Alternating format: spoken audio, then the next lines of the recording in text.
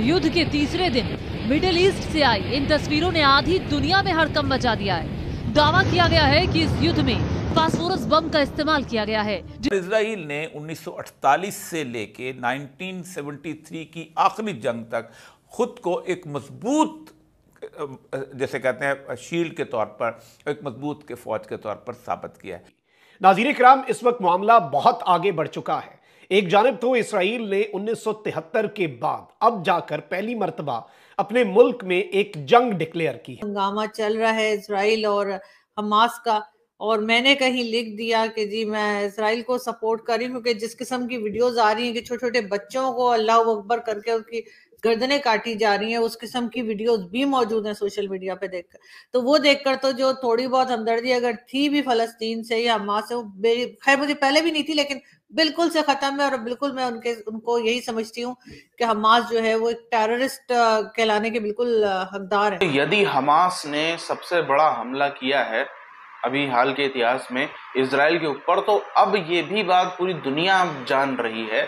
दुनिया को छोड़ दीजिए, ये हमास के 90% लोग जान रहे हैं। ये जो इर्द गिर्द के देश है ना, जो सो कॉल्ड बहुत समर्थक बनते हैं इस्लामिक वर्ल्ड के, हमास के, वो सब भी जान रहे हैं। 90% आम आदमी से लेकर ऊंचे अधिकारियों तक सबकी इस समय रूह कांपी पड़ी है। सबका इस समय जो है वो गर्दन सूखी, गला सूखा पड़ा।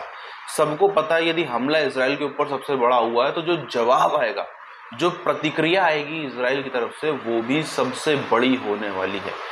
इतनी खौफनाक हो सकती है कि वो झुलसा कर रख दे इजराइलियों की तरफ से, वो झुलसा कर रख दे हमास वालों को।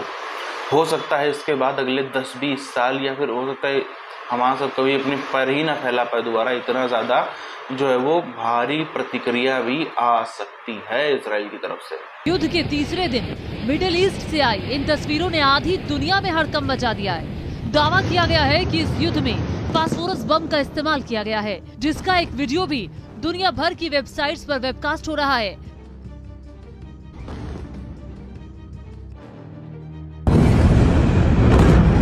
आरोप है कि इजराइल ने हमास के ठिकानों पर सफेद फास्फोरस बम से हमला किया है। आसमान से हुई फास्फोरस बम की बारिश से जमीन पर आग की लपटें उठने लगी। डिफेंस सेक्रेटरी लॉयड ऑस्टिन ने यह बोला है कि हमने बिल्कुल इजराइल के पास ये सब जहाज, अब देखिए बात यह है ना कि जब आप जहाज भेजेंगे एयरक्राफ्ट कैरियर, तो अकेले नहीं आएगा, उसके साथ डिस्ट्रॉयर आएंगे, उसके साथ फ्रिगेट आएंगे, उसके साथ न्यूक्लियर सबमरीन आएंगी। इस वक्त मामला बहुत आगे बढ़ चुका है। एक जानिब तो इसराइल ने 1973 के बाद अब जाकर पहली मर्तबा अपने मुल्क में एक जंग डिक्लेयर की है, और गजा पट्टी जो है उसमें फलस्तीनियों के हवाले से जो बमबारी और जो मामलात चल रहे हैं और जो इसराइल रिटेलिएट कर रहा है, वो बहुत ज्यादा अलार्मिंग डेवलपमेंट्स हैं। लेकिन इस सबके अंदर एक जानिब तो जो लेटेस्ट इस वक्त जंग की सूरत हाल है वो आपके सामने रखनी है। लेकिन अब लबनान से भी इसराइल पर रॉकेट दाग दिए गए हैं। ईरान इस सारे मामले में रेड अलर्ट है, क्योंकि इसराइल ने अब हमला करना है ईरान पर। इजराइल ने 1948 से लेके 1973 की आखिरी जंग तक खुद को एक मजबूत, जैसे कहते हैं, शील्ड के तौर पर, एक मजबूत के फौज के तौर पर साबित किया है। आपको याद होगा कि 1948 में पूरी अरब दुनिया जो थी वहाँ पर उसके साथ लड़ी थी, लेकिन 1948 के बाद इजराइल ने जो 14 मई को ऐलान किया था, उस ऐलान को किसी तौर पर ख़त्म नहीं किया जा सका था, और पूरी मुस्लिम दुनिया जो है वो खामोशी से पीछे हट गई थी। उसके तकरीबन 9 साल के बाद, बल्कि 9 से भी कम साल बनते हैं, हाँ 9 साल बनते हैं। फास्फोरस का एक केमिकल होता है जो ऑक्सीजन के संपर्क में आते ही तेजी से जलने लगता है। बम के रूप में सफेद फास्फोरस का इस्तेमाल करने से तेजी से चारों तरफ आग फैल जाती है, क्योंकि फास्फोरस का तापमान 800 डिग्री सेंटीग्रेड से ज्यादा होता है, जिसके जलने से सफेद धुएं के चमकीले गुच्छे बनते हैं। बम धमाके से फास्फोरस के कण दूर दूर तक फैल जाते हैं। वो ये है कि अमेरिकी अखबार अब ये दावा कर रहा है, और इस सब के अंदर इसराइल ने भी यही नतीजा निकाला है मुबैना तौर पर, कि इस सब की प्लानिंग जो है वो ईरान में हुई, और इसका गुस्सा जो है अब वो ईरान पर उतारा जाएगा। आपसे 100% इत्तेफाक करता हूं कि हमास एक दहशतगर्द तंजीम है और हमास के पीछे ईरान की फंडिंग है। और हमास के जो रहनुमा हैं, अगर आप उनके पास मौजूद डॉलर्स देखें, अगर आप उनका लाइफस्टाइल देखें, अगर आप उनके बच्चों का लाइफस्टाइल देखें, तो आपको बड़ी मुमासलत मालूम होगी कि किस तरह से पाकिस्तान के जो मजहबी उलमा मदरसों में बच्चों को बेवकूफ बनाते हैं और अपने बच्चों को वेस्टर्न यूनिवर्सिटीज में पढ़ने के लिए भेजते हैं। एट द सेम टाइम आरजू काज़मी रियासत पाकिस्तान भारत को तस्लीम करती है, उसके साथ डिप्लोमेटिक रिलेशंस भी रखती है, उसके साथ क्रिकेट वर्ल्ड कप भी खेलने जाती है, और बावजूद इसके कि उनकी दानिश में भारत कश्मीरियों के ऊपर जुल्म कर रहा है। यानी एक ही तराजू है, एक ही यार्डस्टिक है, एक ही पैमाना है, लेकिन उसके दो मुख्तलिफ किस्म के इन्होंने नताइज बरामद किए हैं। यहूदियों को एक नफरत का इस्तारा बना दिया गया है और निसरानी जो यानी जो नसारा हैं उनके साथ आपके हर तरह के रिलेशंस कायम हैं। तो ये आदि आयत पर अमल करने की कोशिश करते हैं। और अगर हम तारीखी पैमाने से देखें आरजू, तो जो इसराइल का इलाका है वो पिछले 3000 सालों से यहूदियों ने उसको आबाद कर रखा है और उस सरजमीन के ऊपर सबसे पहला हक यहूदियों का है। इसराइल का दिल इतना बड़ा है कि उसने अपनी आर्मी में मुसलमान फौजियों को भर्ती कर रखा है। आपके आधे से ज्यादा फलस्तीनी जो हैं रोज बॉर्डर क्रॉस करके इसराइल के अंदर दाखिल होते हैं, जॉब्स करते हैं, रोजगार कमाते हैं। और ये जो हमास है ये मासूम लोगों की शील्ड को इस्तेमाल करती है, मासूम इसराइलियों के ऊपर हमला करती है, और उसके बाद जब इसराइली रिटेलिएट करते हैं तो पूरी दुनिया में ये शोरों को आगाह करते हैं कि जी मुस्लिम मुस्लिम मुस्लिम मुस्लिम मुस्लिम। यानी इसराइल को तस्लीम ना करने से जैसे इसराइल को कोई फर्क पड़ने वाला है। हालांकि वो मुसलमान उलमा भी इसराइल की मुखालफत करते हैं जिनकी एंजियोप्लास्टी हो चुकी है और जो टेक्निक जो है इसराइल के अंदर डेवलप की गई थी। अब पाकिस्तान का सबसे बड़ा प्रॉब्लम यह है कि पाकिस्तान उन तरह के नॉन इश्यूज के अंदर मुदाखलत करता है जो कि उसका बिजनेस ही नहीं है। आपको एक बात समझने की जरूरत है कि टर्की को पाकिस्तानी कितना आइडियलाइज करते हैं। छुट्टियां मनाने जा रहे हैं, टर्की जा रहे हैं, ड्रामे देख रहे हैं, टर्किश ड्रामे देख रहे हैं। और तुर्की के जो इसराइल के साथ ताल्लुकात हैं वो किसी से ढके छुपे नहीं है।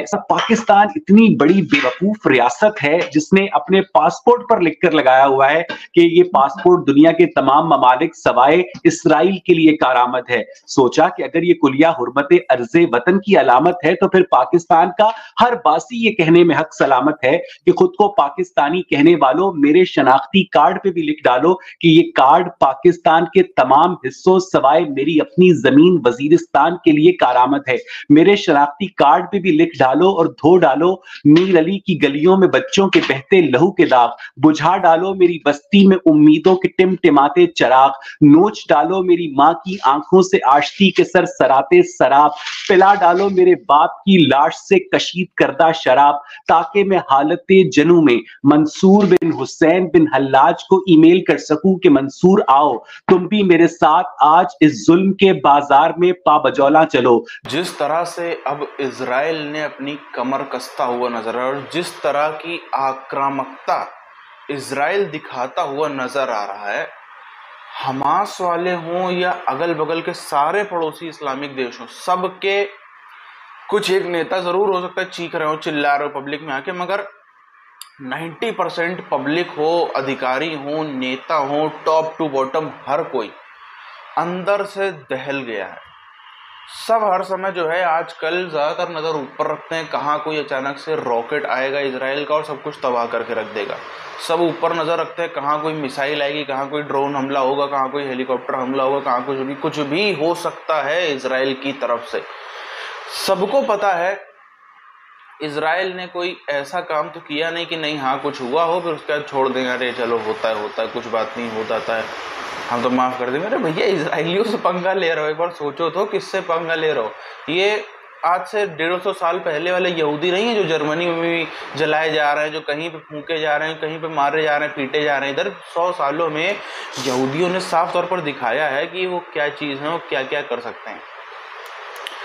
जिस तरह से यहूदियों का जो रिएक्शन आता है, जो प्रतिक्रिया आती है, मुझे तो सच में बेचारे लग रहे हैं ये हमास और उसके इर्द गिर्द वाले इतने हमास के साथी, ये सच में बेचारे लग रहे हैं। Rest in peace for them.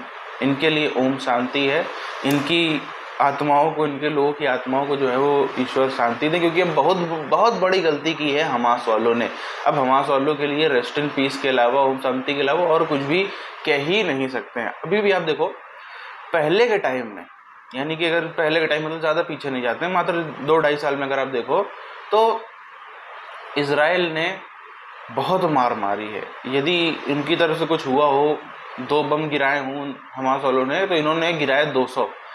उन्होंने इजराइल के 200, उनके 20 लोग मारे हों, 30 लोग मारे, तो इधर से 200, 300, 500 लोग मारे गए हैं इजराइल की तरफ से, हमास के, फिलिस्तीन के। तो अब ये यदि उनको लगता है कि इजराइल चुप बैठ जाएगा, तो मुझे तो लगता है कि इतिहास में सबसे बड़ा हमला यदि इजराइल के ऊपर हुआ है तो सबसे करारा जवाब भी इजराइल देने वाला है।